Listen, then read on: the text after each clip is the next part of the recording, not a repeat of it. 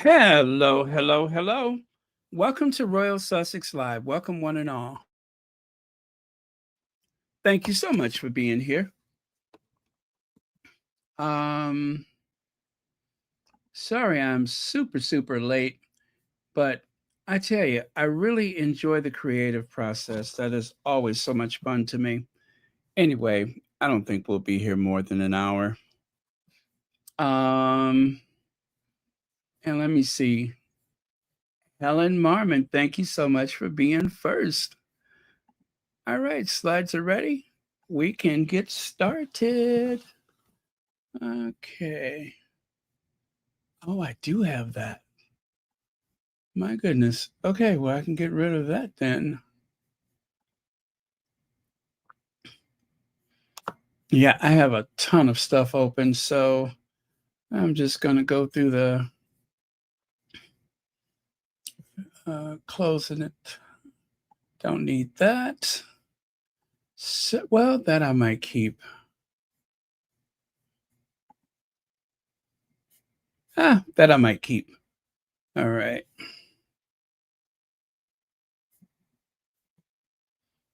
Oh, they got some great articles. I'm going to have to check that out. Wow, William Shatner, 94 years old, you guys. 94 years old. Just goes to show it ain't over till it's over. Okay, Helen G., thank you for being here. Lydia Washington, Mary H., Compton Cali Gal, thank you so much for being here. All right.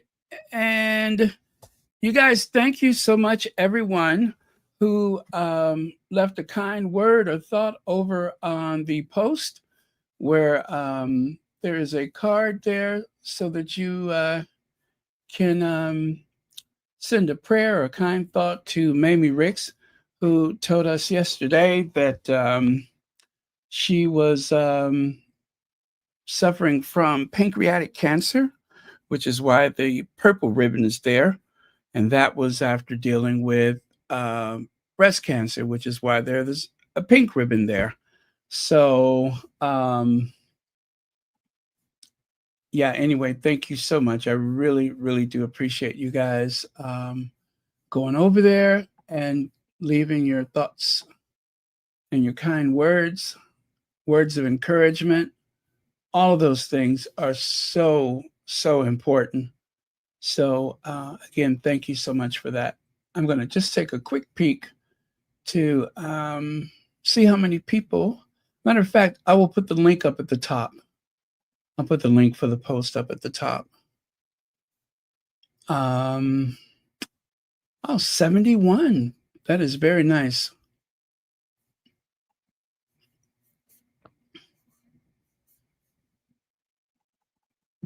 Um, well, this is not the exact post. Oh, wait, can I do that? Yeah. All right. So I'll do this. I'll put that there. And I will put the link up at the top of the chat.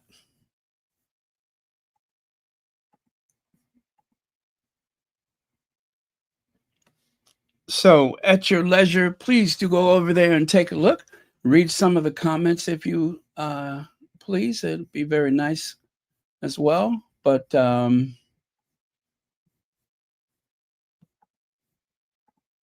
okay. Mm-hmm. Mm-hmm. Mm-hmm.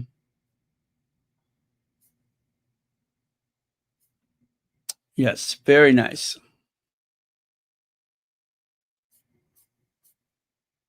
All right.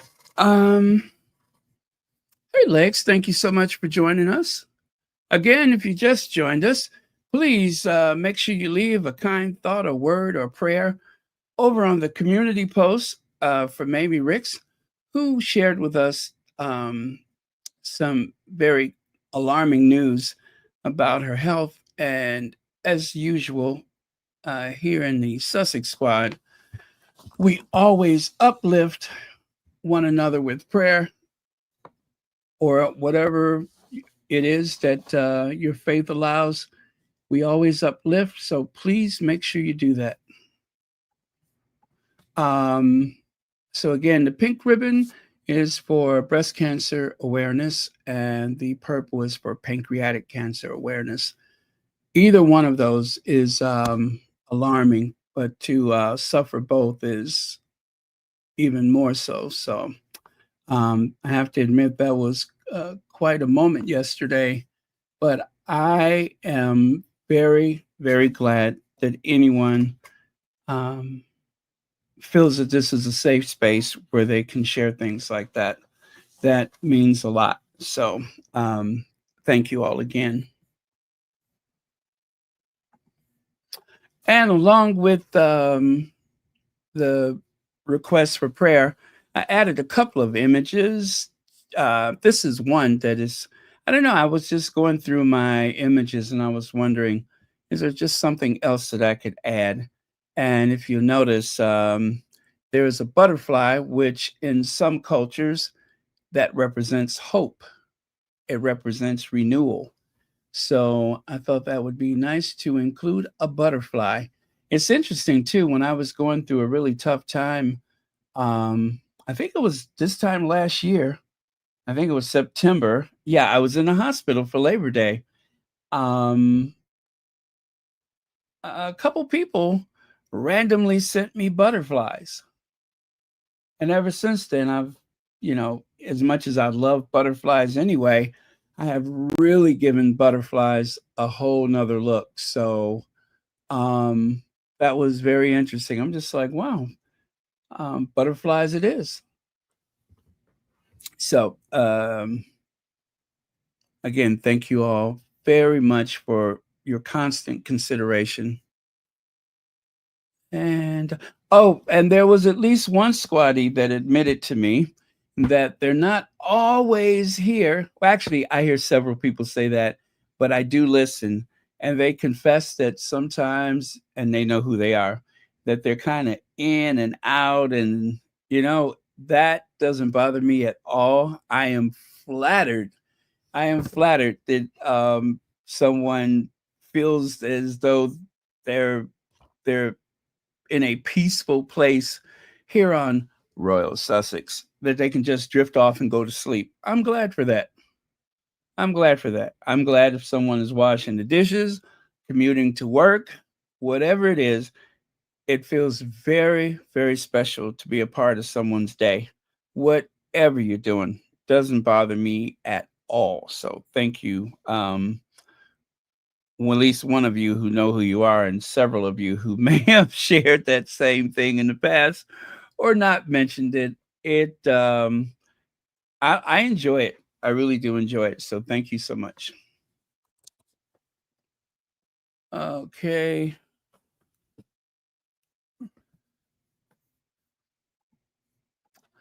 Now, love this photo. I love this photo. And okay, I'm embarrassing myself. It was Meghan's one of her favorite photographers. I don't want to get her in trouble because she's had some great photos from. Oh Lord, are you kidding me? Are you kidding me? I got to share this with you all. Are you kidding me?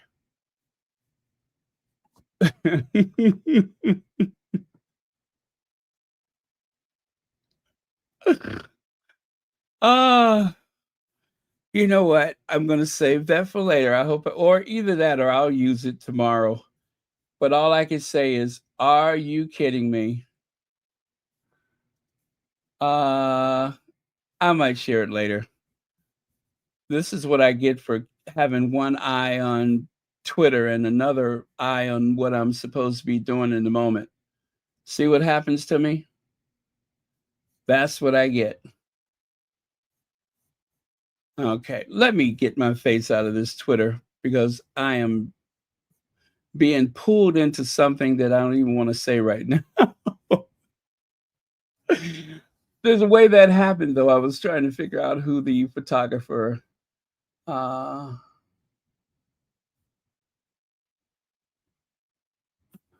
okay. I can do this. I'm going to just look past it and tell you who the photographer is. There we go. It is Jake Rosenberg. That's it. Jake Rosenberg, one of Meghan's favorite photographers. Jake Rosenberg took that photo, and he is good. He is good.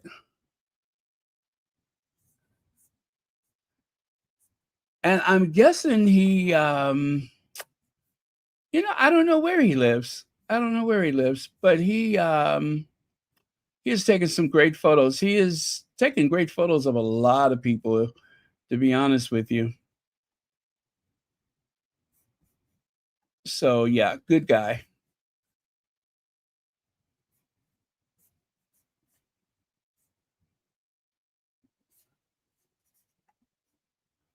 Oh, I didn't know he took that photo. Nice. All right, I got to get off of his thing here because I'm getting lost in his photos right now. All right, stop, stop, stop. I'm live. And here we go with Love Megan. Love this stroll on the beach. Isn't that beautiful? That is California for you. That is California. Oh, did he? He took the photo of Megan and Lily running. Thank you for sharing that. Did not realize.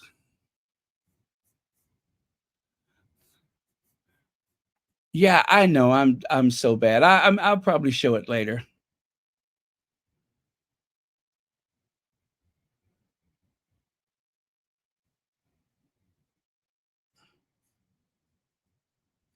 Oh, the teeth. The teeth. Don't even get me started with teeth. Half of my smile is in a case, and the other half is in my mouth. Okay, half of my smile is in a case. Um, every time I grin, my IQ goes down. I lose IQ points every time I smile. Nothing worse than I'm not even going to say which teeth. I'm embarrassed. Oh, but I look like someone from the cast of Hee Haw. Okay.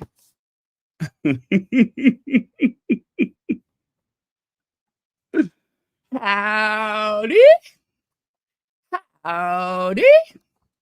Okay. Only halfway through with Love, Megan, second season, and this lady gave me, I'm sorry, gave two perfect gifts to people she'd never met before.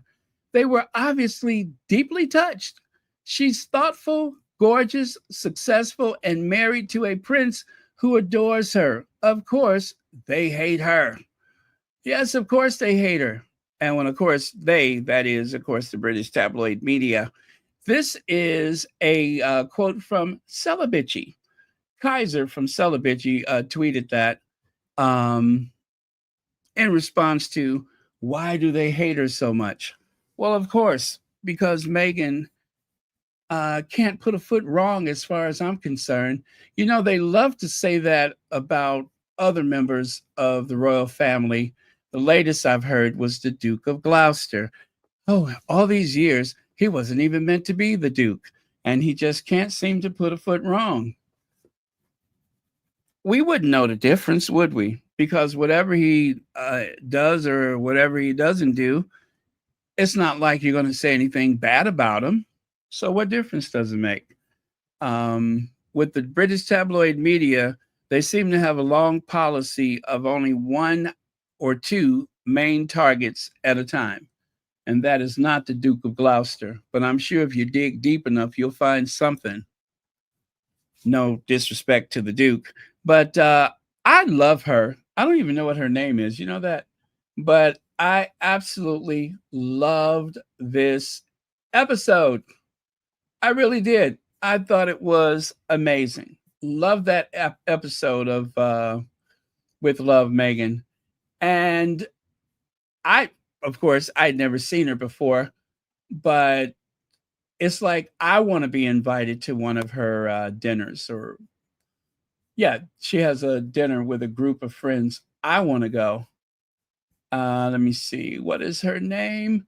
Her name is Samin Nasrat. Samin Nasrat. That is her name. And there we go. I'll put it there so you can see it in the chat. The guest name is Samin Nasrat, and she was an absolute delight. Love her. She was incredible.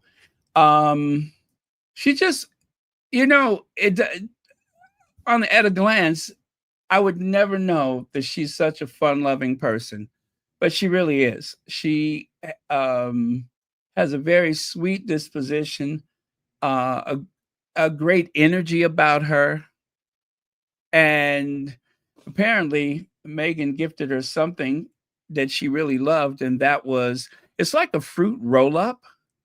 And Meghan made them absolutely perfect. I don't think she had ever made them before. At least I don't think so, if I recall. And once she gave it to him, she's like, gave it to her. She's like, "Wow, what is this? Oh, you made." And then she's just like chewing them one after the other. And even when Meghan said, you know, let's go to the craft shed or whatever, um, or was it to go and pick some greens or vegetables or something? She was just like gnawing away at a couple of them. And then she even set some aside. This is what I love. She set some aside and she said, "These are mine, so don't you guys eat them," speaking to the camera crew, of course. And she said, "I'm leaving those for you, but do not eat mine." I thought that was absolutely hilarious. I mean, she literally were ripping those pieces of candy apart. But yeah, it's something like a fruit roll up, but it's the real thing, not like that plastic stuff that you get from the store. So it was something cultural that Meghan obviously knew of and decided that she would gift it to her.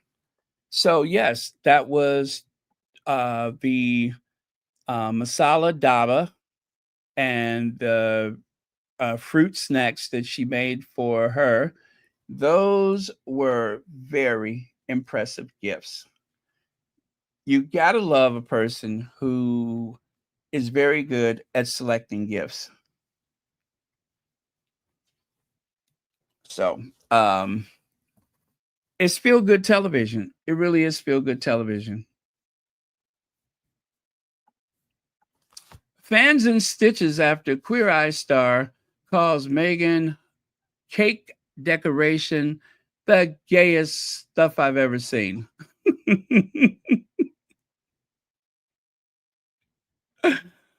And yes, that was one of the funnier moments. And of course, they included that in the promo, much to my dismay. I would have rather have been surprised and caught off guard, but it does the job. It will make people tune in to watch. And they had great energy together. I mean, everyone, she seemed to have put together quite a guest list for season two, which of course was recorded right along with season one. But I am just so impressed with everything. And yes, the banter back and forth with the camera crew and such, um, that also makes it special. It really does. And having the dinner for the camera crew, I love that. I love that. I got very emotional at that point. And if you missed it, there was the exchange. What's that? You've just added flower sprinkles. I love them. Wow. That is the gayest stuff I've ever seen. I've seen in a long time. And of course, they, both laughed really hard about that. So very cool. And of course, there was, 10 actually made, what was that he made? All I know is he put milk in it. Oh, it was French toast, right? I think he had made French toast with the bread that he brought. It says here, 10 friends, honored to have been a part of this season two of With Love. Meghan is now playing on Netflix. So this is what he actually posted on his Instagram. So if you're following him on Instagram, you may have seen it already. But yeah, that is what he posted on his Instagram. But actually, it was a video. But these are just a few screenshots from the video. And yet another breathtaking image of our Duchess. What could I say? Very photogenic. The camera loves her. That camera loves her. How Meghan Sussex honored California fire victims and first responders in new Netflix episode. Well, I actually shared that yesterday, but People Magazine just shared it today. Yes, yeah, the day after or 2 days after. Let's see. It says Meghan used the second season of her Netflix show to pay tribute to the first responders and victims impacted by fires that devastated California in early 2025. Duchess of Sussex included a special tribute statement at the end of episode 7, which, of course, I have right here. This episode, filmed in the heart of Malibu, is dedicated to the first responders and all those affected by the devastating fires that swept through communities across California in early 2025. With love to all our neighbors. Connie Balmer! Hey, Connie Balmer.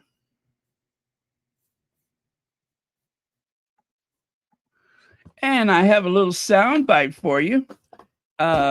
This girl has found out the hard way, as per usual.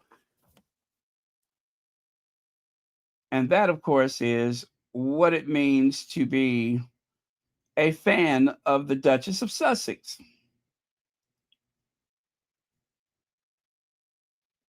So let me grab that for you. The last couple days I've been posting about the Meghan Markle show on Netflix with Love Meghan season 2. I'm obsessed with the show. The last couple days I've been posting about the Meghan Markle show on Netflix with Love Meghan season 2. I'm obsessed with the show. Such a good show.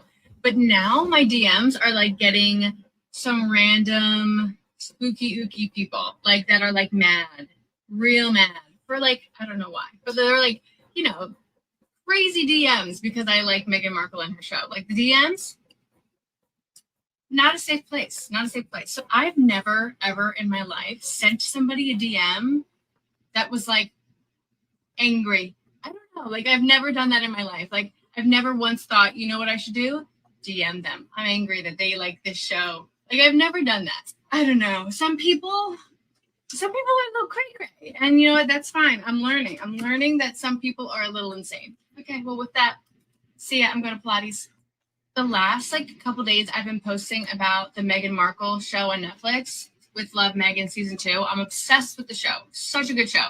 But now my DMs are getting some random spooky ooky people that are mad, real mad for I don't know why. But they're Okay. Spooky ooky people that just keeps going into her comment section. Well, as squatties, we are very much used to it, but she loves the show, and that's what really matters. She loves the show. I'm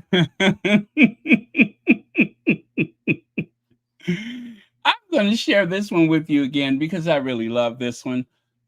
And if you have seen it, my apologies, but it was just so great. We have to enjoy it.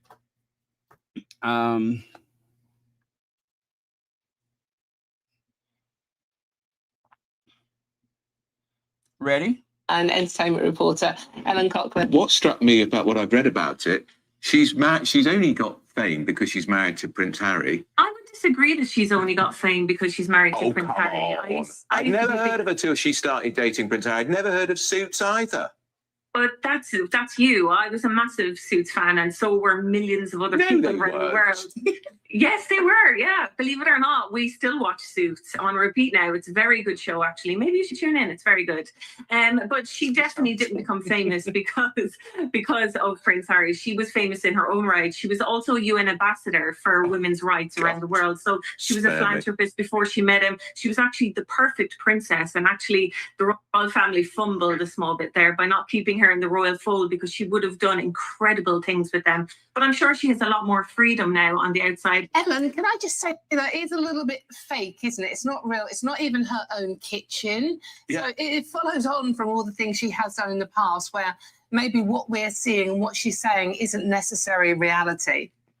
Well, this is actually standard for cooking shows. Nobody cooks in their own kitchen. It's a set. So if she was to cook in her own kitchen, she'd have a 6-year-old and a 4-year-old running around her feet. It would be chaos. Harry'd be coming in to make his breakfast in the morning. So I don't think anybody expected her to actually be cooking and making a Netflix series in her own kitchen. That is just complete industry standard to do it that way. It's not fake at all. I can understand why the British press see it as inauthentic, and because it is very Americanized television, so it's not something that we're used to seeing. It's curated, and but it's made to be like that. The production is like that. If you've watched any sort of Martha Stewart cooking shows, they are very curated. That's just the way they are. But nobody's forcing anybody to watch the series. She's put it out there for people who like her, fans. And if you go by the last series, it's got 5.4 million viewers in its first week. It was the top of 5 Netflix show for half of 2025. So regardless what the British press think of Meghan and think of her shows, the viewing figures do not lie. TV. Okay. Well, that was Ellen Cochran again. And by the way, I forgot to credit this young lady, Mackenzie_Davis. I believe that's 5.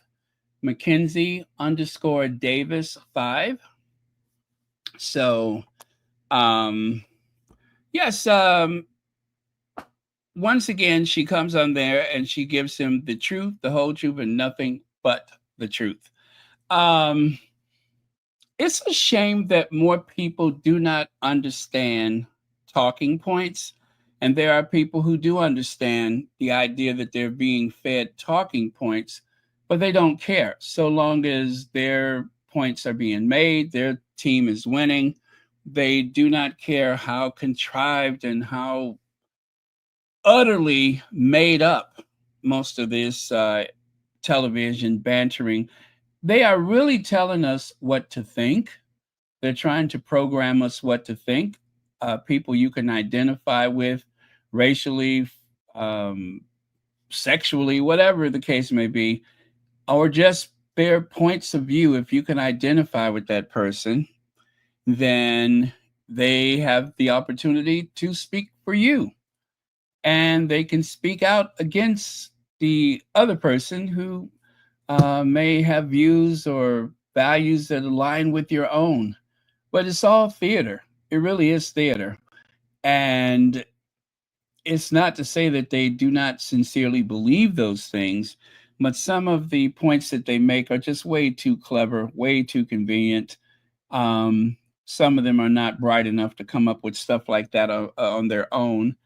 But there's a lot of coaching that goes on, especially with those daytime talk shows with the panels and such, which is why I stopped watching those things years ago, because they are feeding lines to the group. There isn't a monitor in front of them. There are earbuds in their ear. So a lot of the stuff is some producer in the background saying, don't forget to say this, give so-and-so time to talk. It's theater. You don't really get very far. But for those days, just the same, for those days when you have someone like Ellen who socks it to him, I am very happy. That's a good day for me. That is a very good day. She caught him off guard that first time, but they invited her to come back. But they need her. They need her so that the three of them can gang up on one person. Even looking at 3 haters versus one person, it sends the message that more people are against the Sussexes than there are people for the Sussexes. Even the staging of it implies that there's something wrong with our faves, right? But the real truth is hate sells. Hate brings people together for the wrong reason, but it brings people together. It's something that they can have in common. And for a lot of people, hate comes easy. And so that is why you will have a Fox News with the largest television audience and the legacy media kind of struggling to get views. And even Fox News is not doing as well as they were, but still they maintained mostly #1 status in terms of the cable news networks. So go figure. I've had teachers that if I was a high school kid now and I was in their class, I've had teachers that would, at least I could think of a few, that would explain this to the young people. I really hope that the educators are explaining some media literacy to the kids so that they will know when they're being programmed.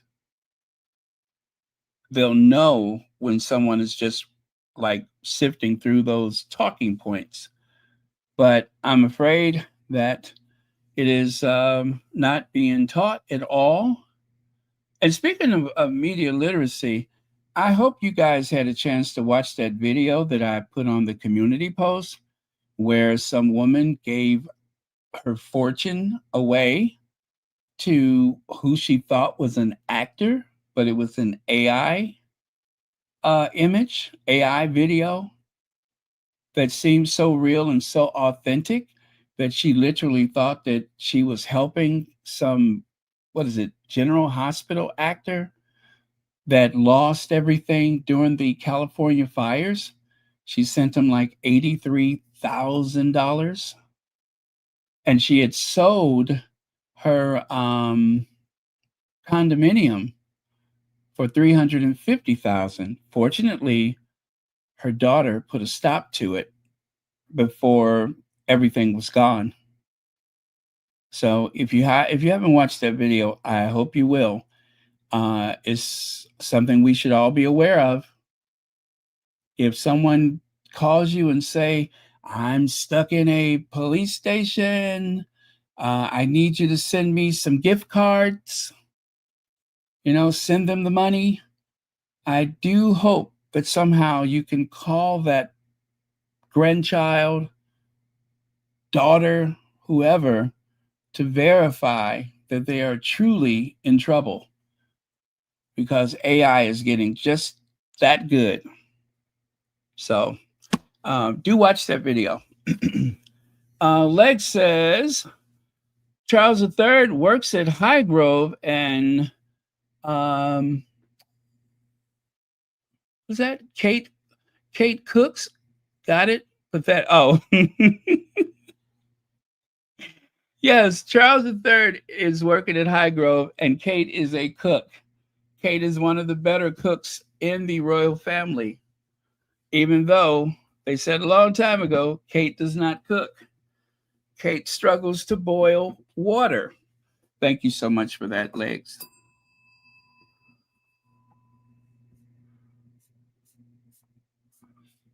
Okay. And by the way, Andrew Pierce, the what was that person said about him? Do you guys remember that he was a corroded? Wait, hold on. Let me grab that quote for you. It is like one of my favorite things ever. Ever. Let me see here. Something to do with ventriloquist dummy. Aha. Wait, there it is. Nope. Yes, Andrew Pierce, a man who looks like a slowly decaying ventriloquist dummy from the 1940s, is under investigation for groping, allegedly. For groping, allegedly. Yeah, that's him. But you know what? If you were wondering, where is Barron? He's usually here by now. Well, I got a little carried away. I took a good look at those two, and I said, what is it am I seeing? I see the ventriloquist dummy, but then I started seeing Cruella de Vil. So there you go. A slowly decaying ventriloquist dummy from the 1940s and his sidekick, Cruella de Vil.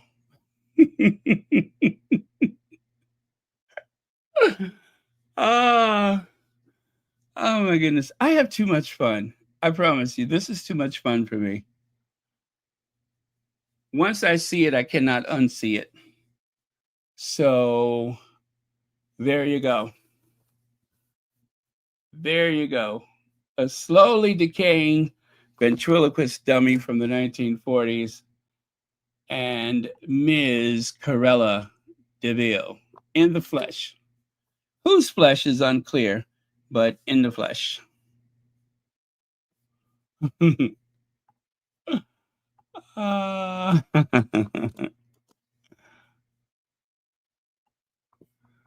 Like I said, it's too much fun. The temptation is always there to push the envelope. Anyway, enough of those two for now. Meghan's thumbprint cookies. Meghan's thumbprint cookies. I made some of those myself, and they are delicious. Matter of fact, I have a box of cookie mix on the way. And if you take a look here, Meghan actually posted a video today on the Instagram. I will share it with you for your consideration. Let me grab that for you.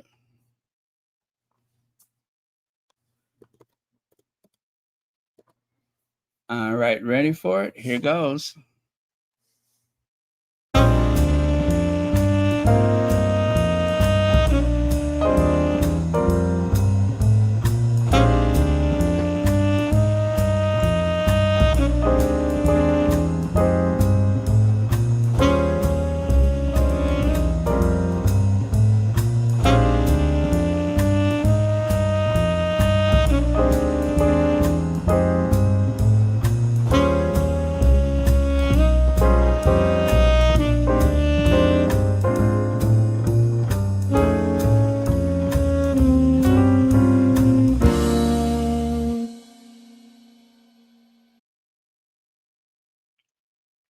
All right.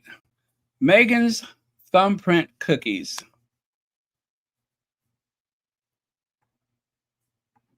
And if you take a look here, apparently these small butter biscuit filled with jam are an American take on the traditional Swedish Hollandgrata. I didn't know that, but so they say. So they say. Either way, you guys, it is very delicious. If you have ordered the cookie mix, do remember to get unsalted butter. Now, the Irish butter is my preferred butter. You need 2 sticks of butter, right? Make sure it is unsalted. Otherwise, you're going to make a terrible mistake. Make sure your butter is unsalted. That's the kind you use. And I believe that's it. You only need unsalted butter and the cookie mix, and you're good to go. You mix them. And then, of course, if you want the flour sprinkles, they come with the cookie mix. It's in a separate package, in a little, cellophane bag. And you can just sprinkle your flour sprinkles on. And let me see what else. Oh, and you'll need some jam or preserve if you want to put the fruit in the center. So, and I believe you saw Meghan's work where she carefully spooned it into the center of the cookie dough. There you go. You see that? She's rolling the cookies, dipping it in, I believe that is granulated sugar. And then the thumbprint. Oh, what? Is that sugar or is that flour? I don't know, because I didn't do that when I made them. I think it's sugar. But she was saying that if you use the granulated sugar, like if you just kind of dip it, then it will, you won't hardly taste it. You can barely taste that there's any extra sugar.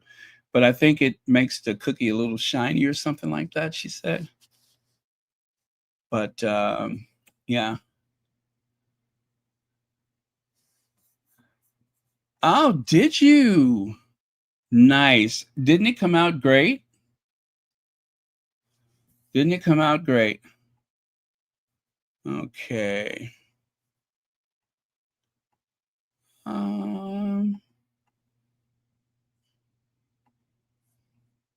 Now, as an extra treat for you guys, do you all remember her first appearance? Ellen Coughlin is her name. Do you remember her first appearance on GB News? Well, as an extra treat, since you guys have been on your best behavior, I'm going to do that one again. A lot of people are saying, why does it matter? This is a recipe, and it's just based on her own homemade jam, but it does send out a message. People think they're buying into the illusion of something crafted by royal hands or formerly royal hands. It's not quite as it seemed. Well, that's the thing. I don't think this is the gotcha moment that the press are hoping for. This is actually industry standard. To meet demand, she obviously has to outsource where it's manufactured. She can't set up a production line in her kitchen. But as I said, this is complete industry standard. If you look at Martha Stewart, she's had a whole career on building homemade products, food products, and also homeware products. And they're all manufactured in Pennsylvania while she lives in New York. So I don't see her anytime soon setting up a production line in her New York kitchen to meet demand. And even if you look at the Windsor Strawberry Reserve, that's being sold on the Windsor website, that's not made in Windsor. Believe it or not, it's made elsewhere in factories around the UK. So yeah, this isn't the gotcha moment that people are hoping for. And it's actually just a smart business move, really. And if she wants to be able to meet demand this time around and not sell out within a half an hour like she did the last time, this is the only way to do it. Oh, you're being very charitable there. But what about the carbon footprint? Here's a couple that fly to the Google climate change conference stand there barefoot, having flown on a private jet, and they're flying jam 2,000 miles across America. You're not telling me they could make that jam a little bit nearer to their Hollywood estate? Well, the carbon footprint is actually every single business out there. If you look at all the businesses, large companies, all the ones that we know today, they all use manufacturing plants that aren't in the location where the product was created. So it's just industry standard. It happens. If we're looking at Meghan Markle with this fine tooth comb, that means we have to open it up and look at absolutely every single massive business in the world and ask, why are you producing it so far away from home? Shouldn't this be produced in your kitchen? What about the carbon footprint? You know, it can't be one rule for Meghan and then other rules for other global businesses. Well, I think perhaps it can, because if you're sanctimonious about people's everyday carbon consumption, about we should all cut down on holidays, we should all be lean, green, and clean, and then you're flying jam jars 2,000 miles. I think those with glass houses or glass jam jars shouldn't throw stones. Well, are you going to look into the carbon footprint of the Windsor Strawberry Reserve that is made elsewhere in the UK? We're flying that around the world. Lots of Americans buy that. More Americans buy that than people in the UK. So are we going to ask the Windsors what's going on there? Are they offsetting their carbon footprint? Do you work for Ellen? Do you work for Meghan Markle?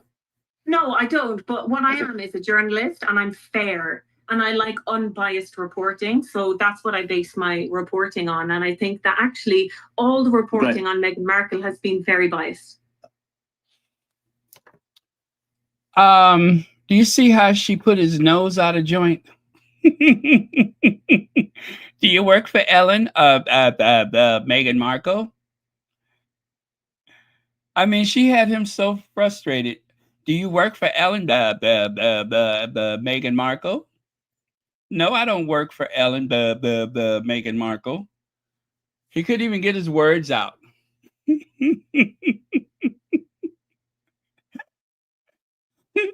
you work for Ellen?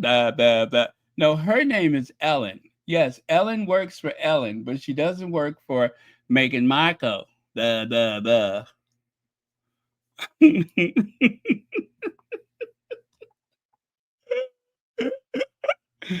Oh, she cleaned his clock out. She literally cleaned his clock out. He had nothing left by the time she got done with him. Not even the skin on his hide.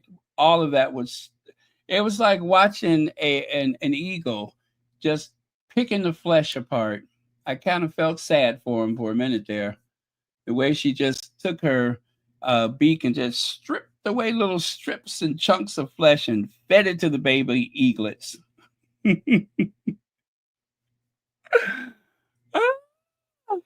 I love it. And who's to say that jam has been flown anywhere?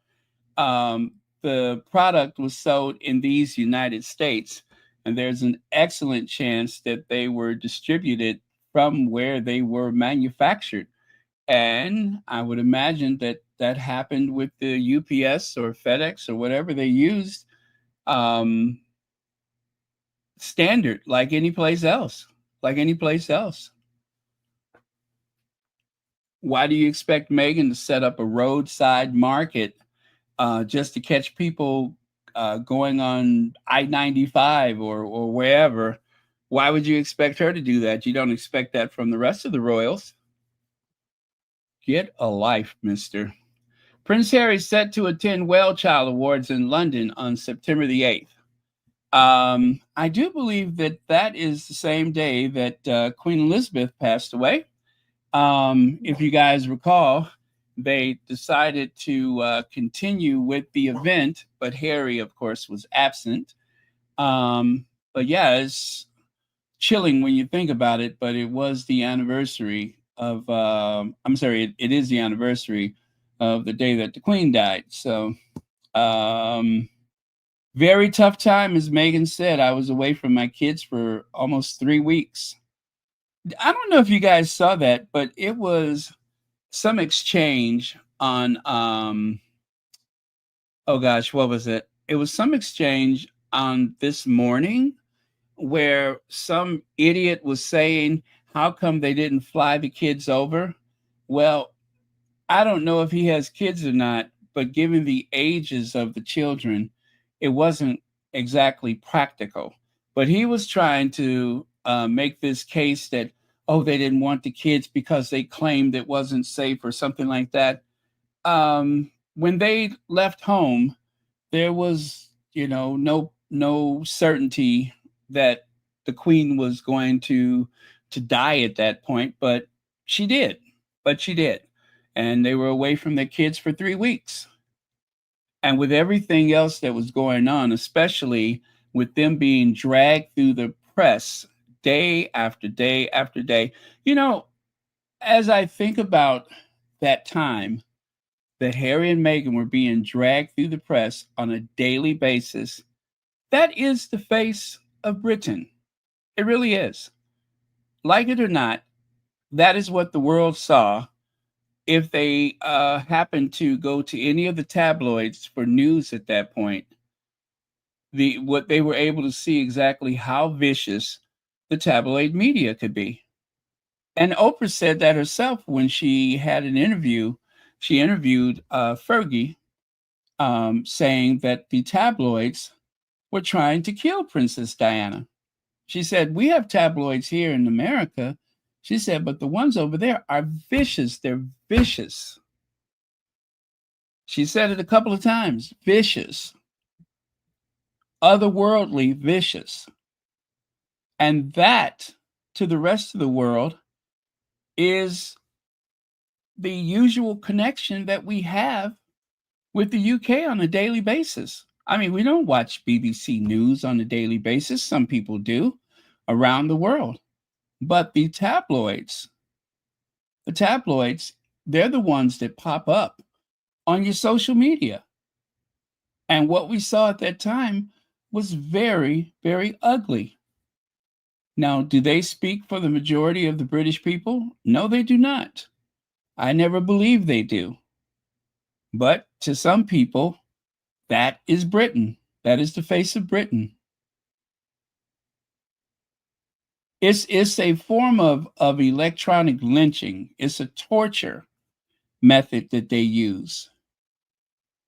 And unfortunately, it has been exported to other countries because you have someone like a Rupert Murdoch who has purchased a lot of legacy newspapers in other countries with the intention on bringing that type of right-wing conservative news making, not reporting, but making, and also the very tabloid nature of the Murdoch press has been exported around the world. It has been packaged. It does serve a certain sector of every society, and that is the right-wing, conservative, nationalists. That is who they serve.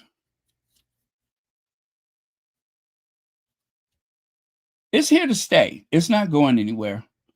Like AI, like a lot of things, like pollution, there's always going to be a certain level of pollution, so we just have to live with it, right? We just have to live with it. And that is the unfortunate thing, that upon the death of the Queen, after 70 years on the throne, it was more about Harry and Meghan than 70 years of the Queen's service. And I'm not exaggerating. It was more about Harry and Meghan than it was about the Queen.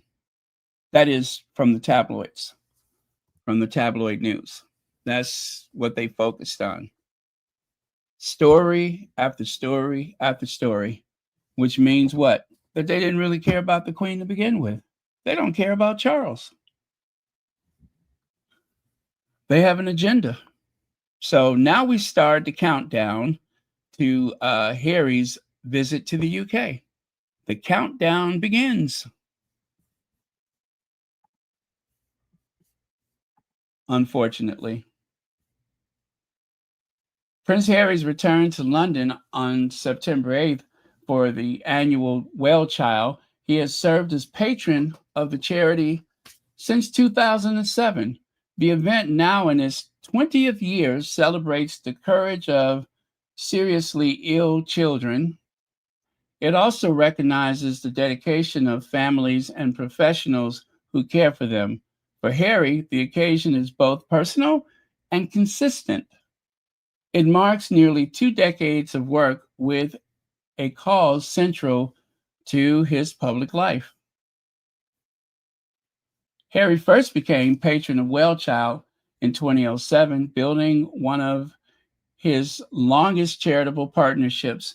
Over the years, he has met hundreds of children and families, often describing the encounters as inspiring and grounding. In his remarks ahead of this year's award, he said he feels privileged to attend and to meet those whose strength and spirit guide their others through challenges of serious health. Wellchild mission goes beyond recognition. With the support of partners like GlaxoSmithKline, the charity has funded permanent nurse posts that help families care for children with complex health needs at home.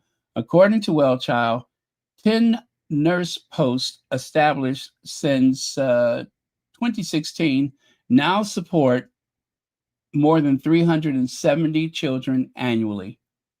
10 nurse posts. Wow, that is a lot.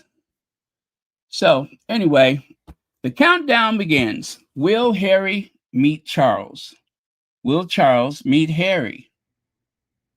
Right? The countdown begins. So let me see, how many days of that do we have coming? About 10 days of will they or won't they? You have to admit, if nothing else, the tabloids are consistent. Meghan Sussex reveals why critics still cannot look away from her Netflix show. Why they can't look away. Now,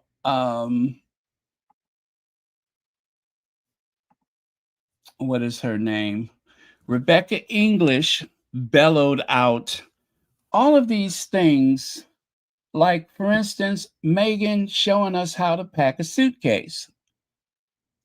Very critical, very critical. Meghan telling us how to do this, or Meghan telling us how to do that.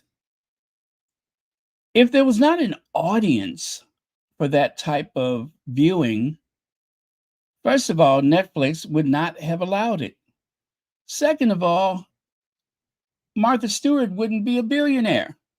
But because there is that audience out there, and because there's a lot of people who just don't know how to do certain things, we end up on television or on social media somehow looking these things up. But the disingenuous reaction that she had about everything that she watched on With Love. First, she wouldn't admit that she watched every episode through and through, but she did. And second of all, she tried to limit everything to, oh, people already know that. People already seen that. And then there was a bunch of other stuff that she said. But yet she watched. They all watched. But they have to play this game of dismay and pretend as though they didn't do exactly what they did. And that's watch every episode. They took notes so that they could critique every nuance.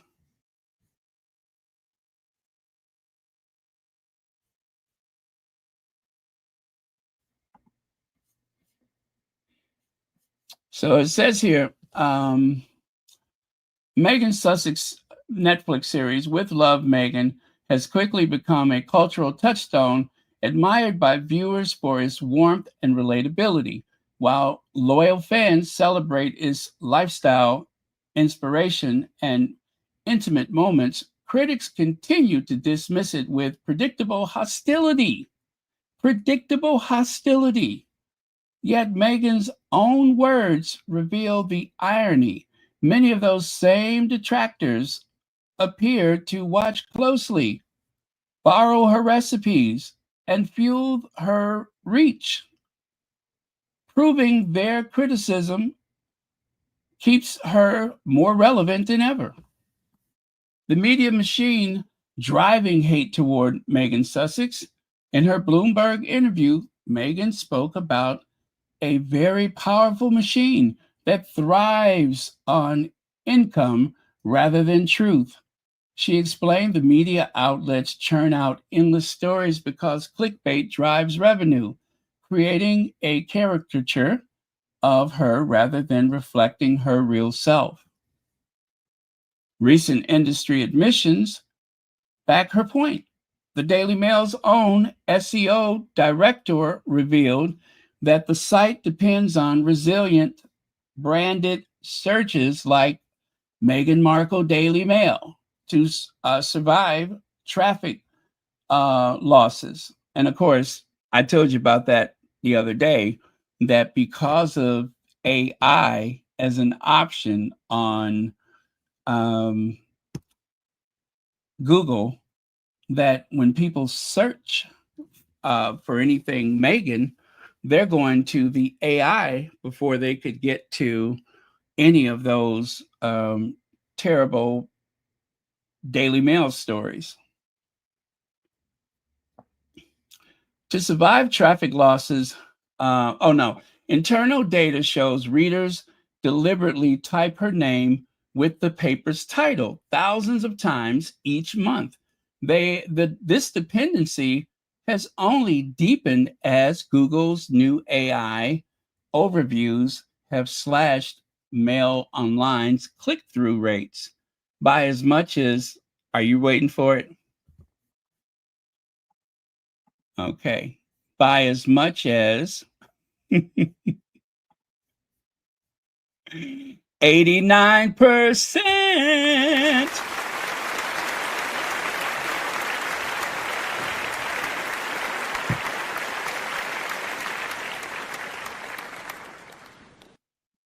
Yes, their click-through rate has been impacted as much as 89%, forcing the outlet to double down on royal coverage. The hateful obsession is not new. During the coronation, the Express published more than 130 negative stories about Meghan in just a few weeks. Wait a minute, I thought Charles was being crowned. Anyway, what she calls a caricature is, in reality, a business model, monetizing her image to offset industry decline. Her comments highlight what publishers themselves now concede: that relentless coverage of her is less about journalism than survival in a collapsing media economy. I've been telling y'all that their numbers are in a decline. There are so many options out there. Now, what would you rather? What would you rather? Would you rather go to Royal Sussex or have your blood pressure go up? Would you rather go to, hey guys, Claire here, or do you want to go to the tabloid media so that you can get that narrow, evil, malicious reporting? Or how about Anne of Duchess of Success? You can go over there and hang out with like-minded people rather than go through the indignity of all of the bias, nasty reporting. And of course, people have their favorites on TikTok, Instagram, and God help us, even Twitter, X, formerly known as Twitter. There's so many other places you can go. You can go to Facebook and be amongst like-minded people in a community of like-minded people, rather than suffer the indignity of getting this information straight with no chaser from the Daily Mail. And I have to admit, sometimes I have to sift through a lot of mess to get to where I need to go. And even worse, sometimes I'll go to the, let's say, the Twitter account of one of the haters. And you go through it and you see the most negative, awful, I mean, just characterizations of Meghan. And I'm not talking about the, implied character flaws. I'm talking about where they manipulate her photo so that she looks like this or she looks like, I mean, honestly, it is jarring. It is jarring. I cannot think of a single time where I have actually altered anybody's face. Now, I have borrowed some of the cartoon images, but I don't do anything to Kate's face. You all know that. I don't pull the corners of her mouth down or anything like that. I don't have to. The real Kate is jarring enough. You don't have to do that. But the derangers, I mean, it's like you're flicking through the Twitter and you see some of the most grotesque images. It's enough to make you sick on the stomach. That the hatred and the hostility is so malicious. I couldn't imagine myself altering someone's appearance like that. I've even pointed out where someone did that to William's image, and I never shared it. Where they made his teeth all gigantic and everything like that. The real William is pathetic enough. You don't even have to do that. Yeah, I mean, really, I get like a sick feeling in my stomach when I look at stuff like that, where they have manipulated Meghan's image in such a way. But they have to do that because, I mean, face it, she's very photogenic. And some of those images have found their way to the tabloids. I can think of a couple of them that have found their way to the tabloids, clearly manipulated images, and they use them anyway. British media should learn. Harry Potter won with love over Valdi. Harry Potter won with love over Valdi. Okay, thank you, Legs.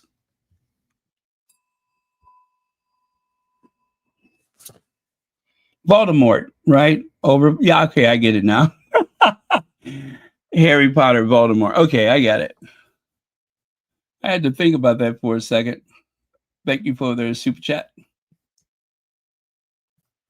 So let me see. Critics cannot look away from With Love Meghan. Speaking with Emily Chang, Meghan noted how some negative voices might still head home and try her single skillet spaghetti. The remark struck at the paradox of her critics. They may dismiss her publicly while adopting her lifestyle tips privately. Yeah. That is let me see here. I think I'm going to play that for you. Oh, you know what? I do have it. Let me do that. Let me do that for you.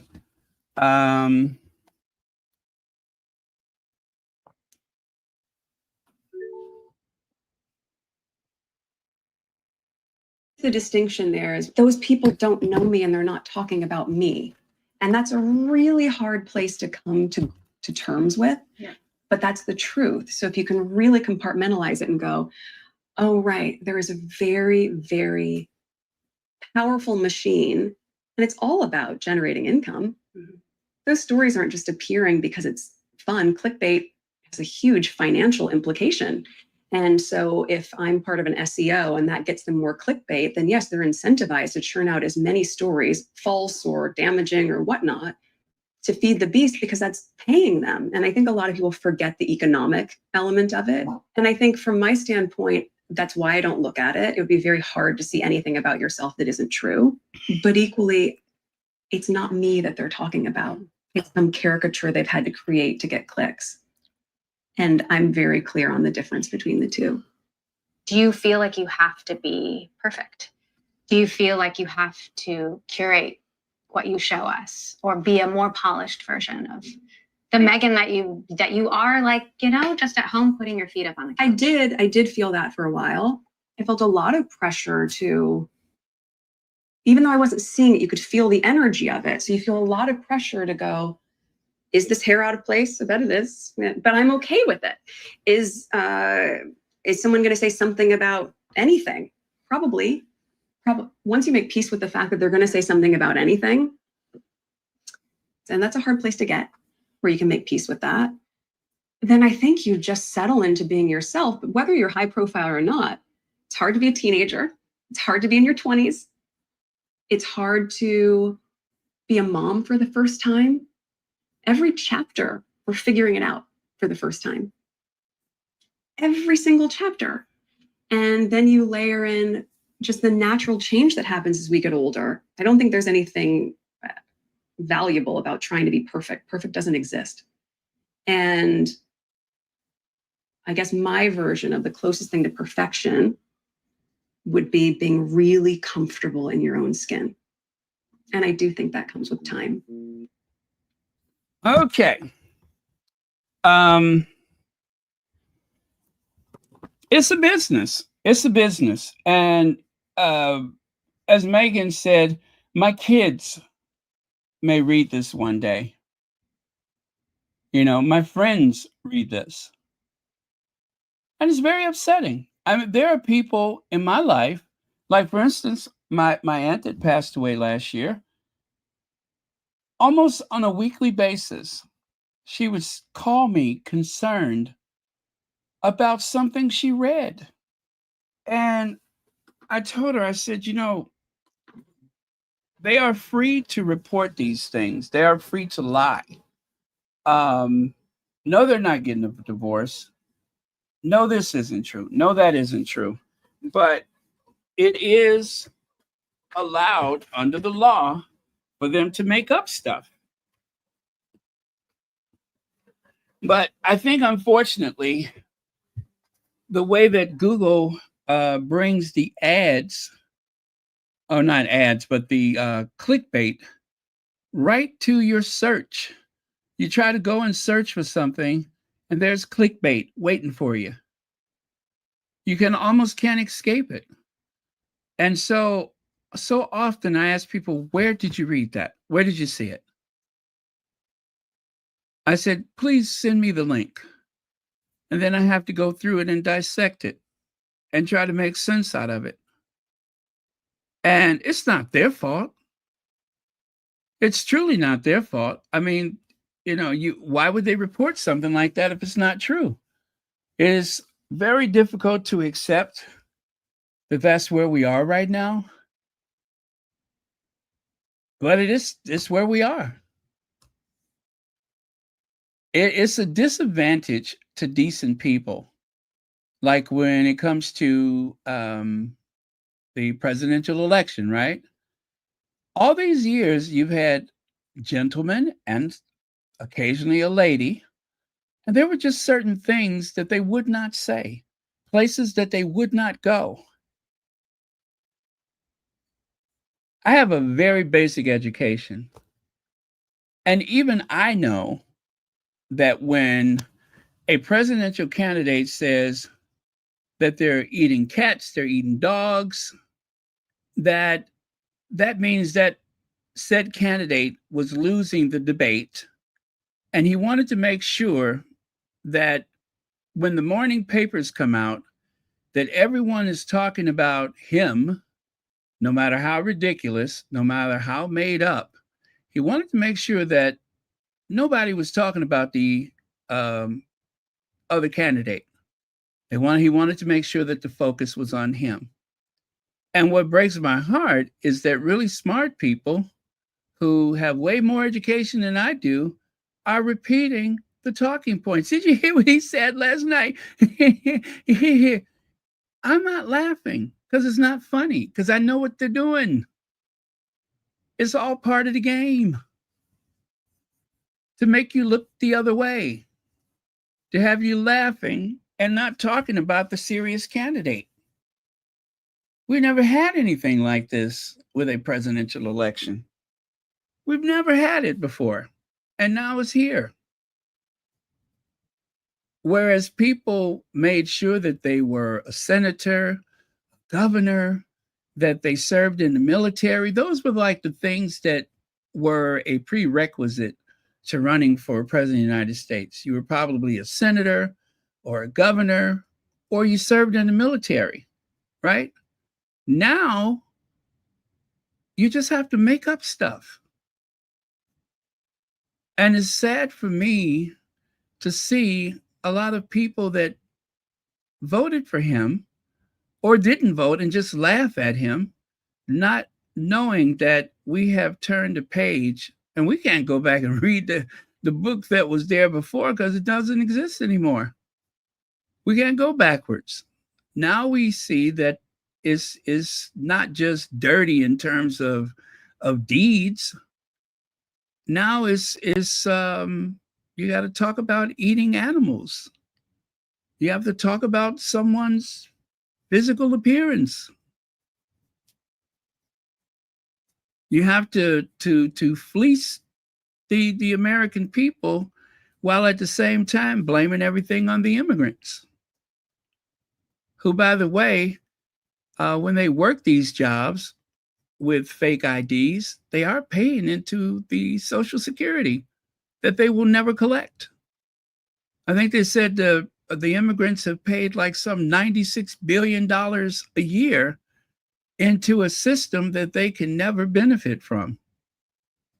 They'll never collect that money.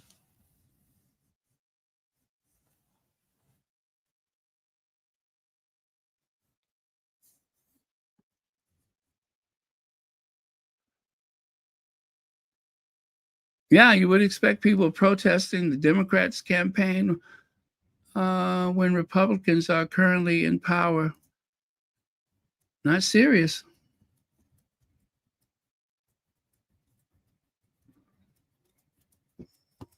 Media literacy is something that I would love as a mandatory thing, but there is one political party for certain that will not allow that because they benefit too much from it.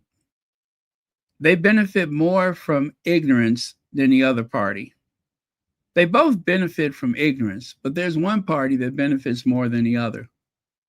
So we know that that will never be a thing, not if they can help it. It's the same reason why we're going and clearing out anything provocative from the museums, from the Smithsonian museums. We're going to cleanse it of anything that is too truthful, too honest.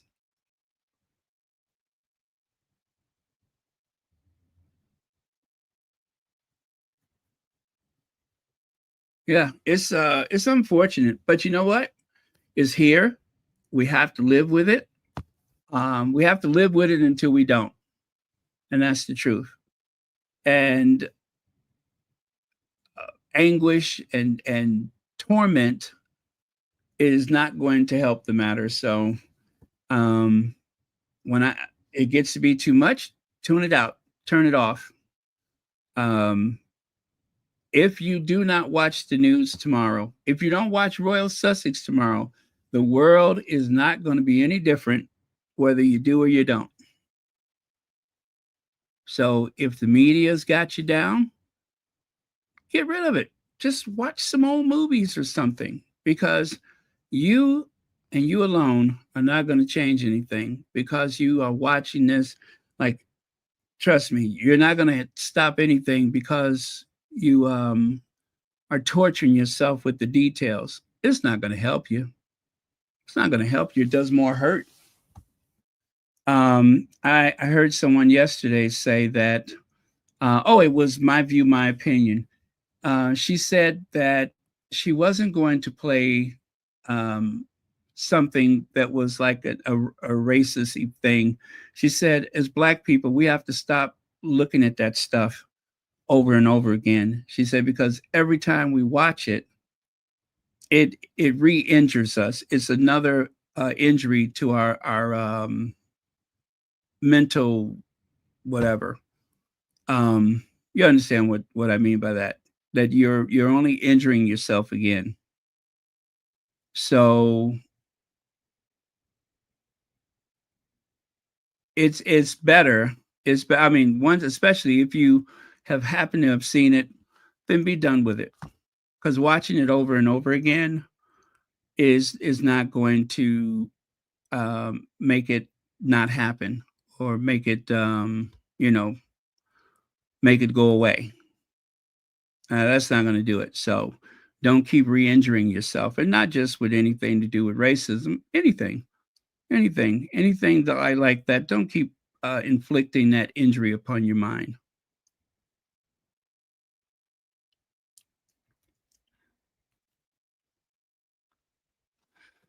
Oh yeah, that thing that they pull out every 4 years, Jill Stein. Every 4 years, she is like the Halley's Comet of politics.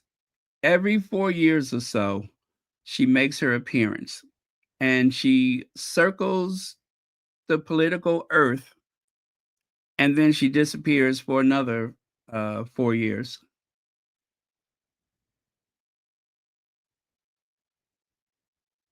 Yep. Every 4 years or so, she comes back.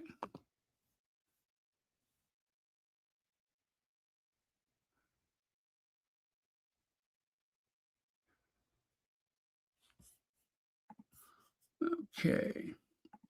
Meghan Sussex's right to refuse the culture warrior role imposed on Black women. If you don't understand what that means, I'll explain it to the best of my ability. It's the same with this last election. There's a lot of people that are frustrated that Meghan did not speak out about the occupant of the White House and so on and so forth. I don't want her to do that. What I need Meghan to do is to secure the future of her children first. That's what I want her to do. Create the generational wealth that is going to keep her family secure. That's it. She was a different person in 2016, not in terms of her, personality or anything like that. But as I said yesterday, she is the Duchess of Sussex. And if that means something to her that we don't understand, oh well. But I'm going to just say it means the future of her children. It means the future security and for a husband. It means a lot of things. It may even mean a promise that she made to Queen Elizabeth, whatever, for what that's worth. Whatever that means to her is important to her. And because it's important to her, it's important to me. I always hear people say, oh, she's not over there no more. They should just give those titles back. Well, those titles are her children's birthright. And I know me, I would want my kids to have everything they got coming.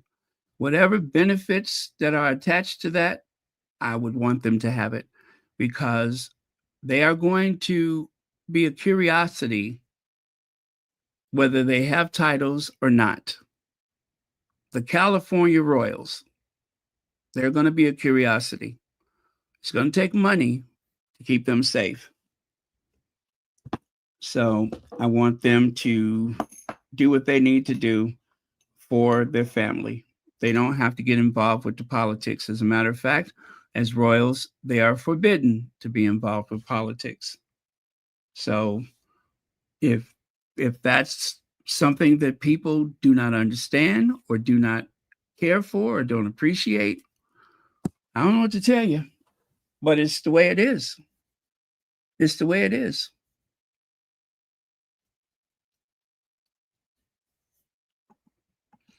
Lex says, I can't stand when they expect Black women to do all the work for people.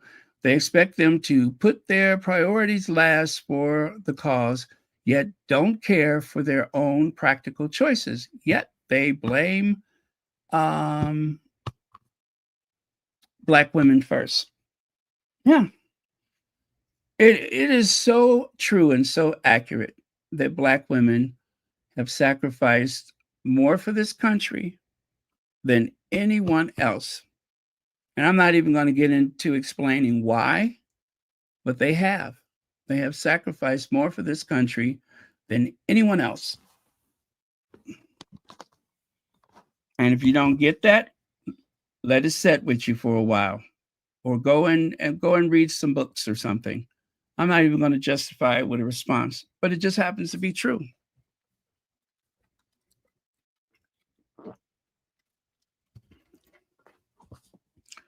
For 400 years,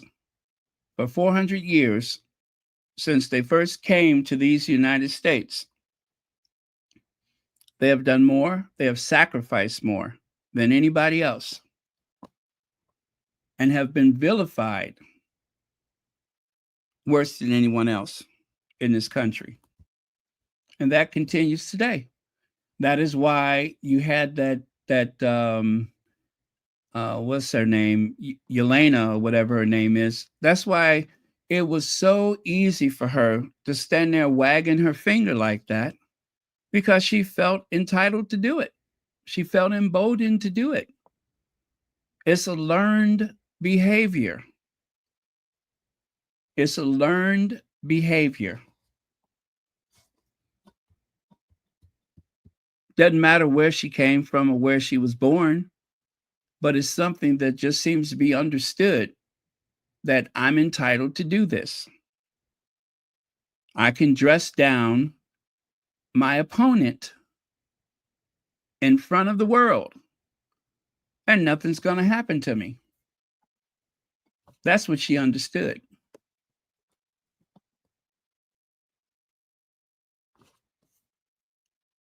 So, anyway, you know what? I'm going to put the link to that one because, let me see. Yeah, I'm going to put the link for this particular article, and I'll let you do this when you yourself. Let me see here.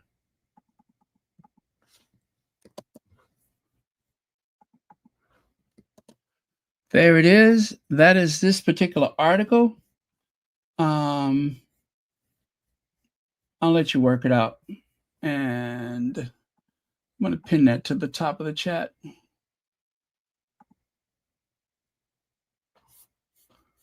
Okay. Yeah. I just pinned it to the top of the chat. Let me make sure that's where it goes. Yeah, there we go. Yep. As with the last election that we had in this country, this is why so many women were saying, okay, we're done. We are done.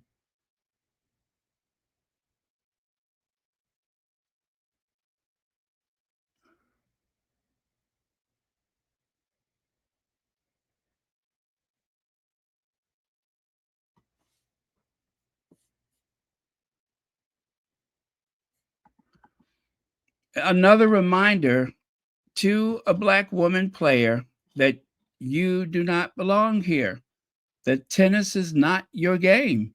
I don't know why tennis and hockey, you have far greater chance of seeing Black tennis players. Very rare to see a Black hockey player.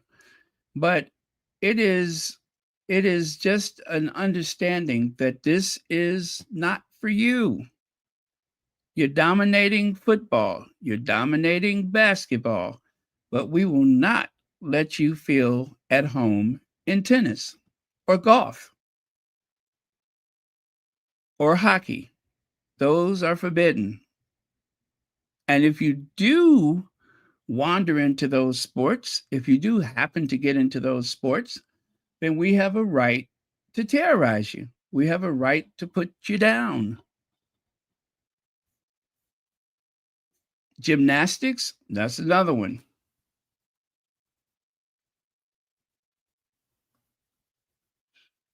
And don't even get me started with ballet.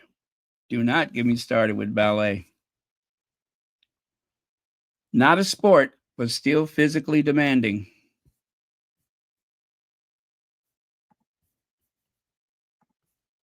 Let me see. Completely unacceptable. Piers Morgan slams Prince Harry for speaking out about U.S. election. That was another aha, I got you.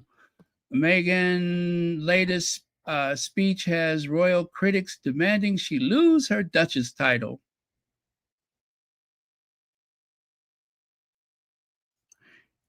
The idea that Meghan, a feminist, and much to Meghan's credit, Meghan never let go of the label feminist.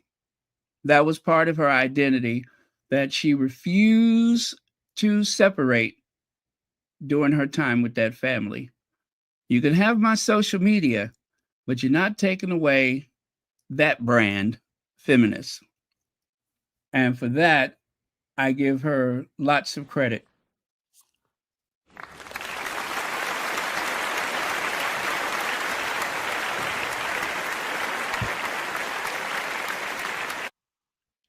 I want to show you a okay. I said that I wasn't gonna that I would share it tomorrow, and I will do that tomorrow too. But I want to share this with you. Give me just a moment. I didn't include it today because I didn't feel like talking about it, but I'm just going to do it.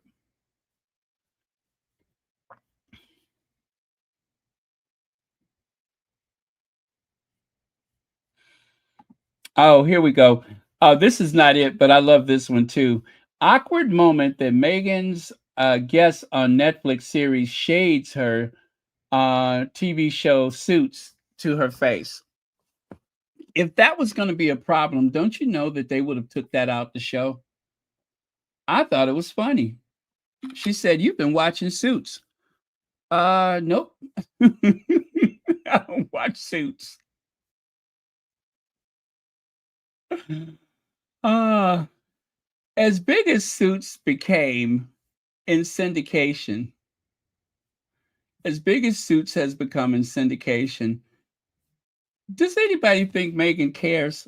I'm sure Meghan thought it was just as funny as I thought it was funny. Who cares if he doesn't watch it? It's not a big deal. It was honest, it was authentic, and it's one of those things that they're not going to give credit to Netflix or to Meghan or to the production team. They're not going to give them credit for the fact that they included that. Instead, it's a aha, got you. But whatever.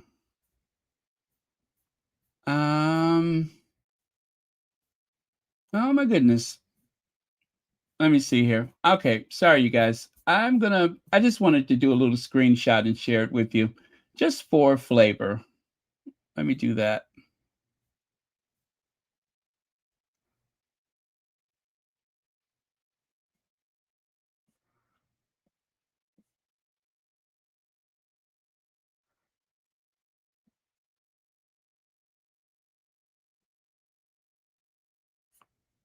Okay.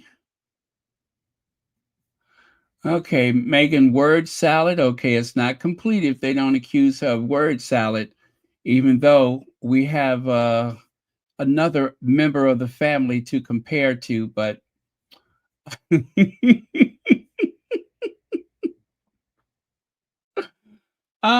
know what? I'm looking in the wrong place. I'm so sorry. Give me just a second here. I am looking in the wrong place.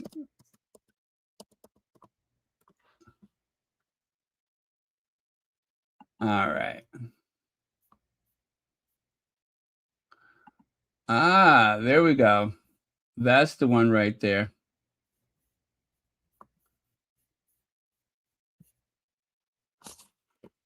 I just wanted to make sure I got the wording correct too.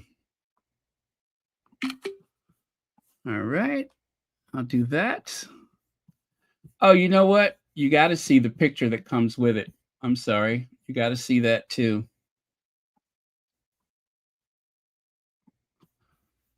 Okay, I'm ready.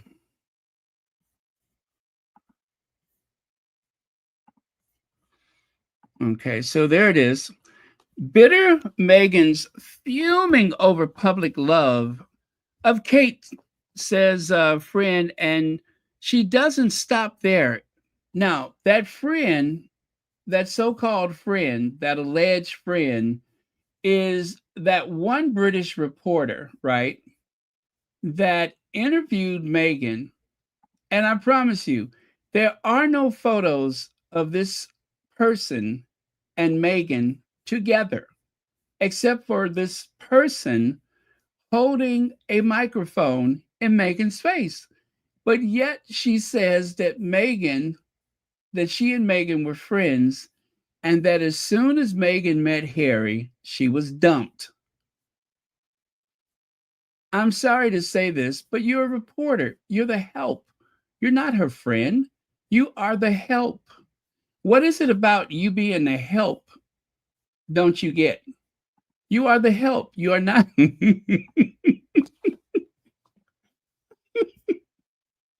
You are not Meghan's friend. You are the help. You are excess baggage. You're a reporter, a reality show personality, not anybody's friend. Okay, let me find her name.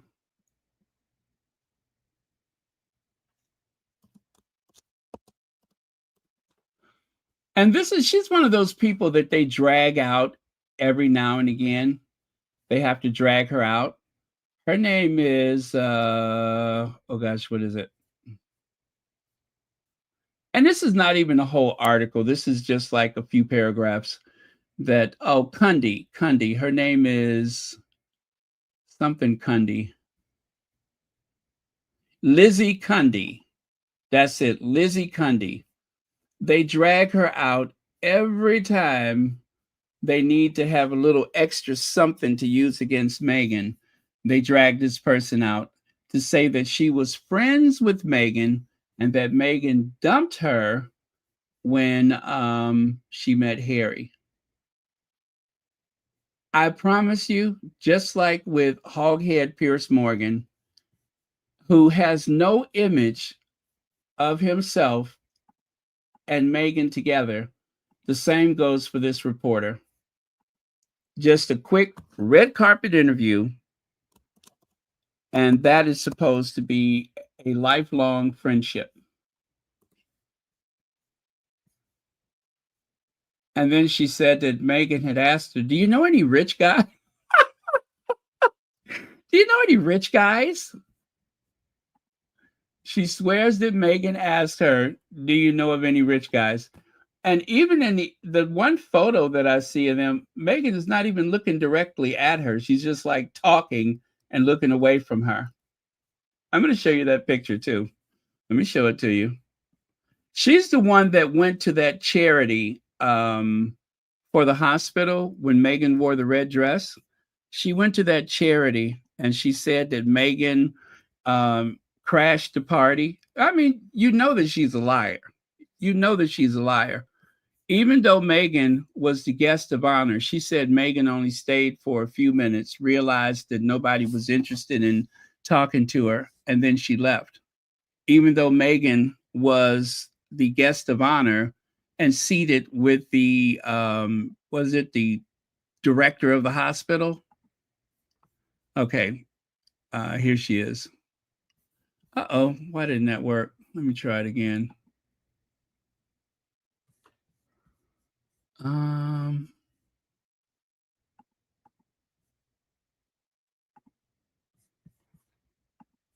Okay. That person, Lizzie Cundy, someone who has, well, let me put it to you like this. She is no stranger to cosmetic surgery. Lizzie Cundy swears that she and Meghan were friends. Meghan's not, all of the photos that I see here, Oh, you know what? I take it back. There's at least one where Meghan is looking directly at her, but it was a red carpet interview. There are no photos away from that red carpet of the two of them. And we know that Meghan loves selfies. How come Meghan doesn't have any selfies with her? Because they're not friends. That's why. Because they're not friends. But she gets away with this over and over again. And the best thing that Meghan can do is to not even ever mention her name. And I promise you, Meghan will never mention her name. Ever. Yep. I went through, I don't know how many photos, and I could not find a single photo away from this red carpet of them together anywhere. They are not friends. But what could I say? If the alleged quick cash that she got for dropping Meghan's name again is what sustains her, like Meghan said, they gotta earn some money somehow. Lex says British media should learn. Oh wait, that's not it. Was it enough? Oh, there it is. Ah, there it is. Notice Fergie or Diana never lost their titles. They never lost their titles.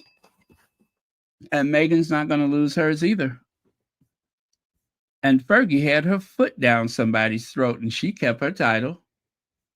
She literally stuck her foot in somebody's mouth and got to keep her title.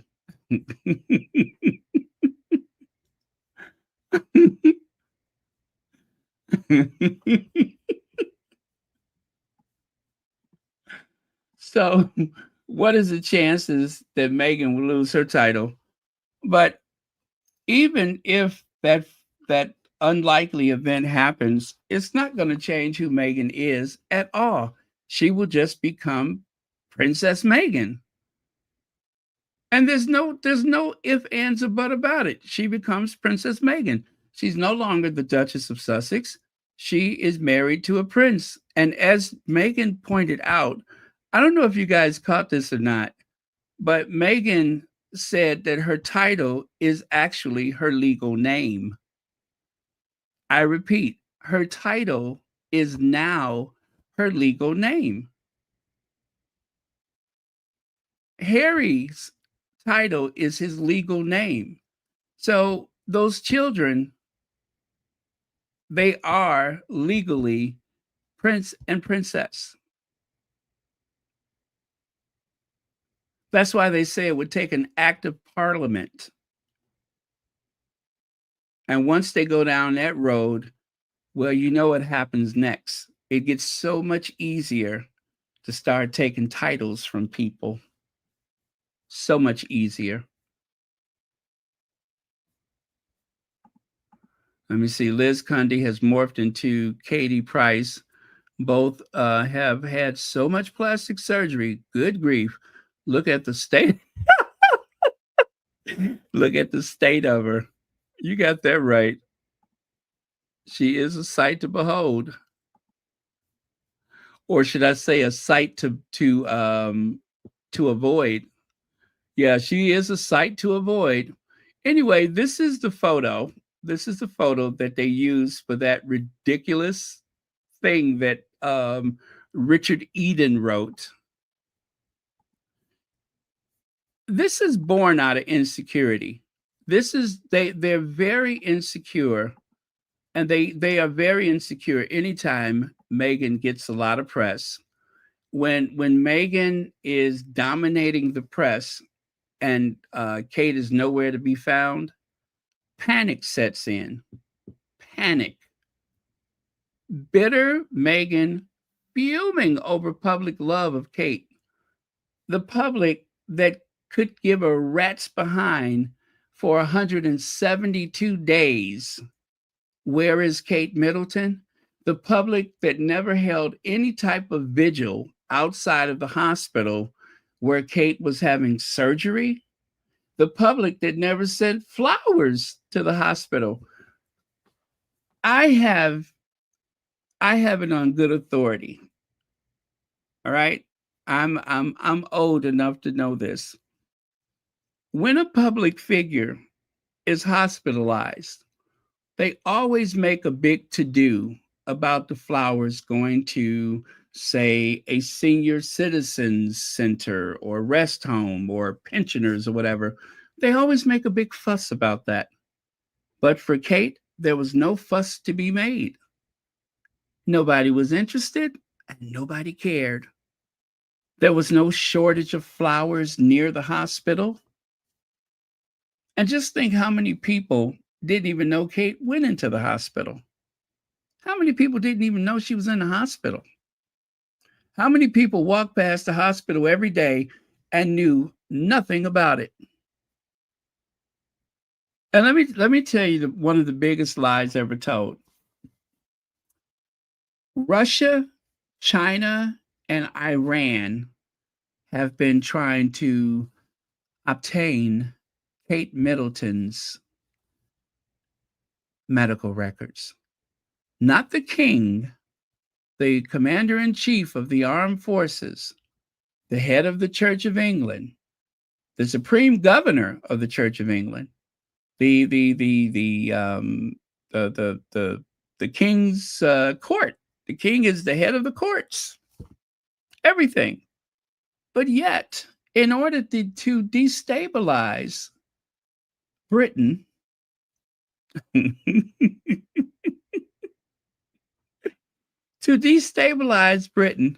somebody was trying to get into Kate Middleton's medical records. I almost dropped the F-bomb, but get the you-know-what out of here. Get the you-know-what out of here. As Anne Bancroft said to Harvey Fierstein in the movie Torch Song Trilogy, "Come on, Arnold, this isn't one of your pals you're talking to. This is not one of your pals you're talking to.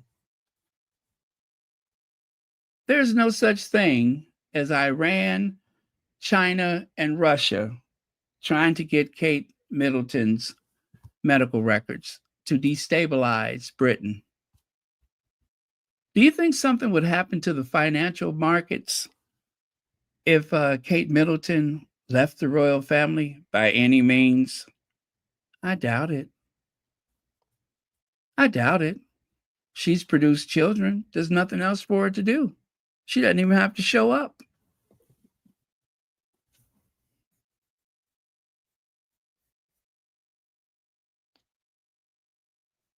Nothing, because nothing happened. Ain't nothing happened because ain't nothing happened because it's not true. That's what happened. There's no truth to it. I always have a baseball cap. I made these for my husband's 40th birthday for him and his friends. Harry really does have the genuine love of family that he hasn't felt since the tragic death of Diana. This couple are the diamond in the crown. Rebecca English said that Meghan made too many references to Prince Harry.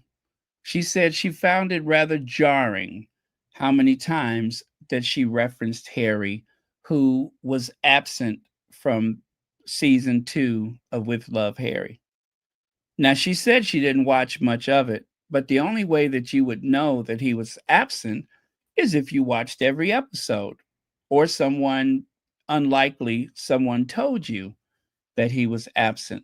But that didn't happen because she watched every episode. That's why she knows that Harry wasn't there, because she watched it. But she was so triggered because Meghan mentioned her husband, she mentioned her children, she packed a suitcase as if we needed her to pack a suitcase.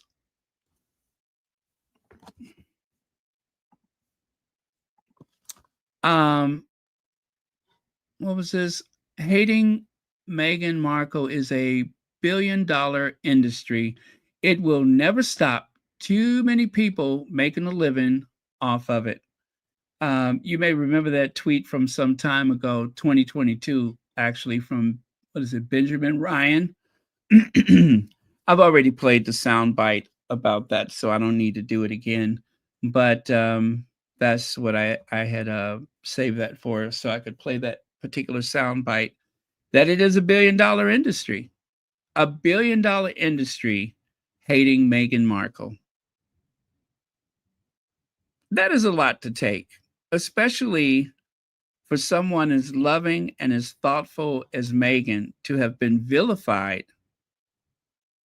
because of spite and jealousy, because of good old-fashioned racism.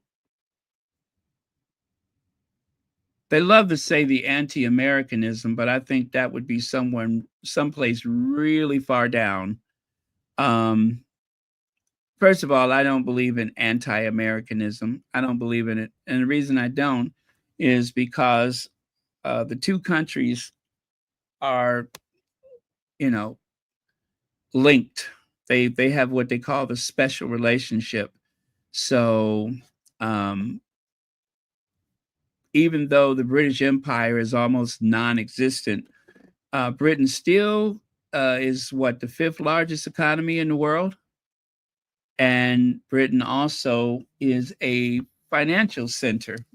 So there's still quite a bit of bite in that lion, no doubt about it, and still a main player on the global stage. And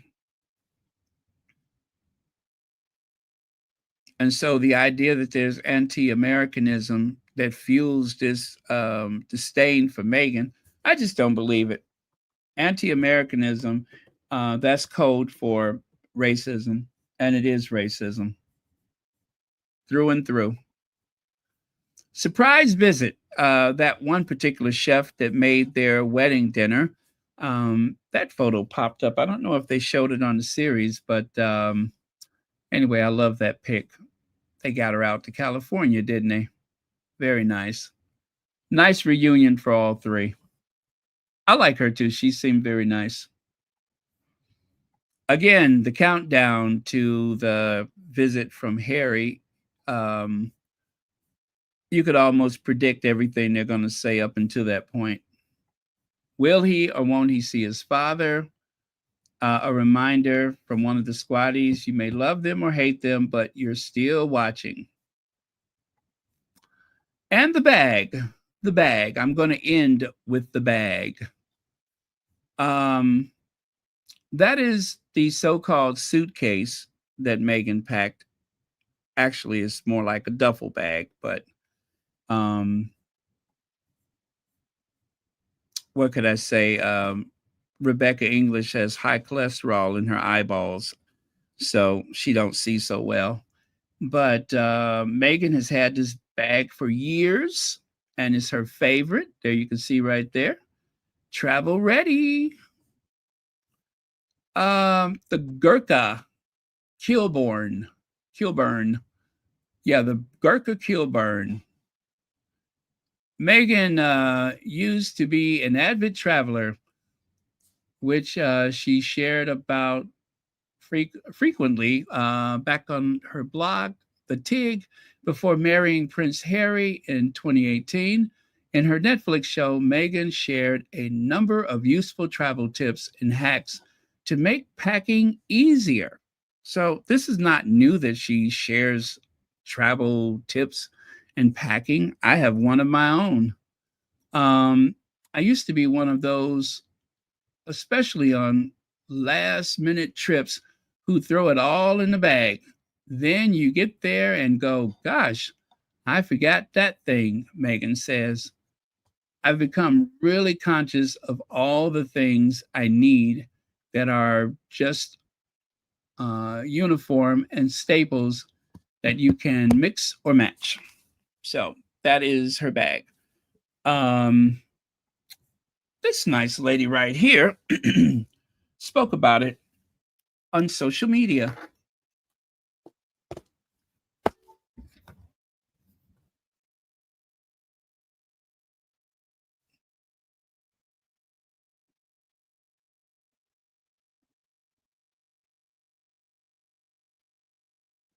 about, if you guys are not watching With Love Meghan season 2, you're missing out.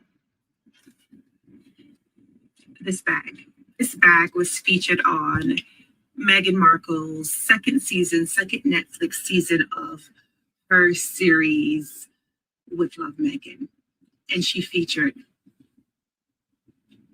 this travel bag in one of the episodes. It is stunning. Immediately Google Gurkha Kilborn. And of course, it's sold out. It is sold out because you know me, I'm on the waiting list. And as soon as that next drop happens,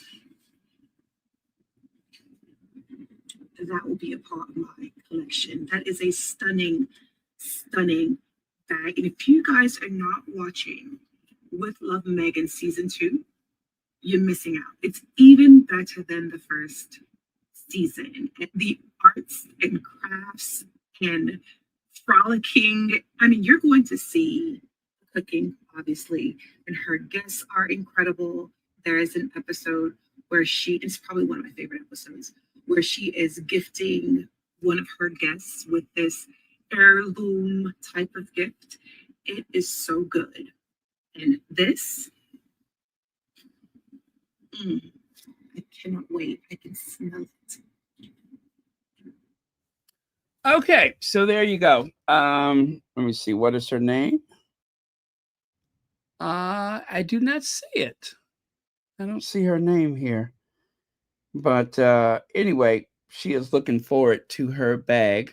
And yes, the bag is $3,000 and they are sold out. And with that, you guys, I am done. I told you we'll only be here for 2 hours. But yeah, that is the bag. That is the new La Cruche. Well, at least for some people. But yeah, people want that bag and they want it bad. So I probably won't get one. But yeah, Rebecca English seemed to be bothered by the fact that Meghan demonstrated how to pack a bag. That was jarring. Mentioning her family was jarring. Matter of fact, everything bothered her. I don't know how they sit there with a straight face week after week after week. I don't think Rebecca English cares one way or the other, but that is her job. That is her job. She does not work for the Daily Mail. She works for the royal family. She really does work for the royal family. I don't care who pays her, but she works for the royal family. She is the go-between. She might not be much to look at, but she is the one who coordinates all of the royal rota. You got Rebecca English, and of course that other one that works for the editor of the Sun. That spot of bother. But Rebecca English is number one for the royal rota. She is their mouthpiece, and she is the one who coordinates the royal rota. And she sets the pace along with others, along with communications for Charles. They set the pace of the talking points so that they're all on the same page by the weekend. So there you go. Thank you very much, you guys. Thank you as always for watching Royal Sussex. It has been a pleasure as per usual. Thank you to the moderators for keeping this a safe space. Thank you for all of your very interesting comments. And do remember to go ahead and click on that link at the top of the chat so you can read the article from Feminagra. And I will see you all later or tomorrow, whichever comes first. Good night, Heather Stroud. Good night, Cookies and Cream. Lydia Washington. T.T. Carter. Antoinette Kennedy, good night.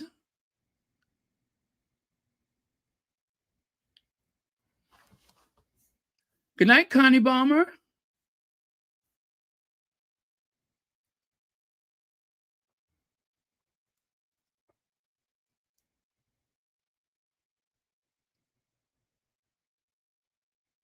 All right. Compton Cali Gal, good night.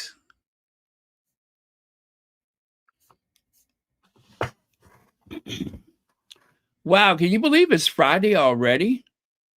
Where has the time gone?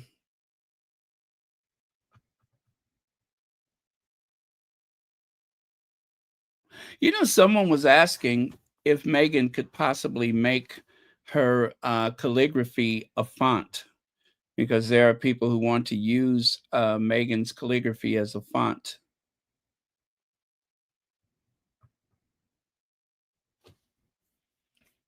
It would be nice. You know, I would use it.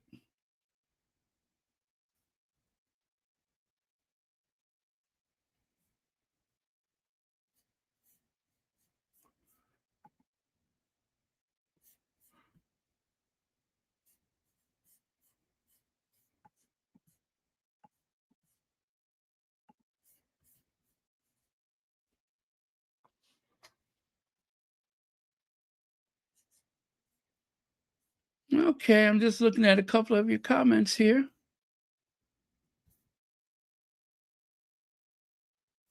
I love that bag. It's pretty nice. And it does have the wheels, as you can see from Meghan on the escalator. It does have wheels. I mean, nowadays it almost would just have to, wouldn't it? That is what they refer to as quiet luxury. Quiet luxury.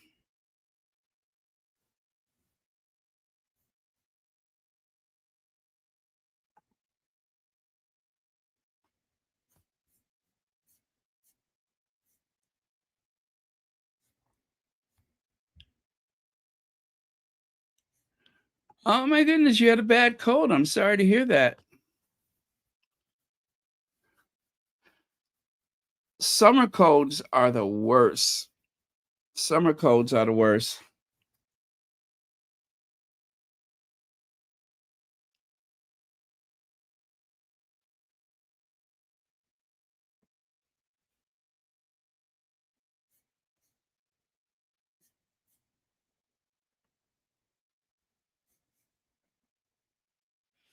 I want that bag. It whispers.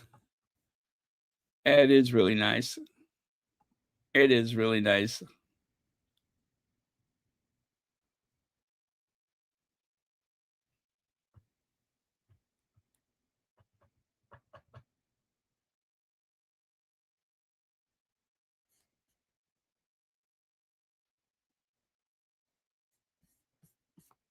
Okay, cheers. Good night, everyone. See y'all next time.